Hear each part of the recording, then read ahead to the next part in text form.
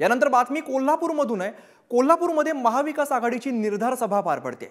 शाहू छत्रपतींच्या प्रचारासाठी जाहीर सभेचं आयोजन करण्यात आलेलं आहे। शाहू महाराजांच्या प्रचारासाठी स्वतः शरद पवार आणि उद्धव ठाकरे हे जाहीर सभा घेत आहेत। त्यामुळे आजच्या सभेमध्ये शरद पवार आणि उद्धव ठाकरे नेमकं काय बोलतात याकडे सगळ्यांचंच लक्ष असणार आहे। शेखर पाटील अधिकची माहिती देतात आमचे प्रतिनिधी। शेखर, कोल्हापूरमध्ये महाविकास आघाडीची आज महत्त्वाची सभा पार पडते। कोणते कोणते नेते उपस्थित असतील, सध्या काय तयारी दिसते?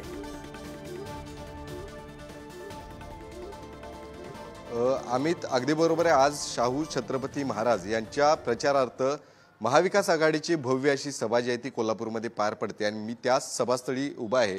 मी काही दृश्य सुरुवातीला दाखवतो।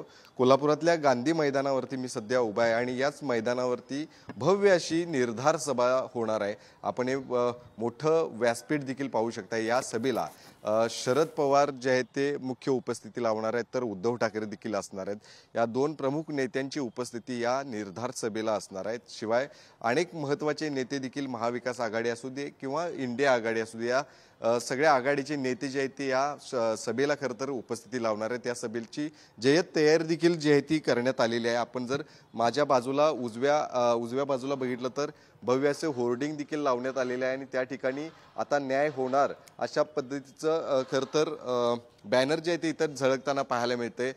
याच सभास्थळाची बाजूची दृश्य देखील दाखवतो। मोठ्या प्रमाणात बैठक व्यवस्था देखील या पूर्ण मैदानाच्या परिसरामध्ये करण्यात आलेली आहे। हजारोंच्या संख्येनं खरं तर नागरिक या सभेला उपस्थिती लावतील अशा पद्धतीचा विश्वास जो आहे तो महाविकास आघाडीच्या नेत्यांना आहे।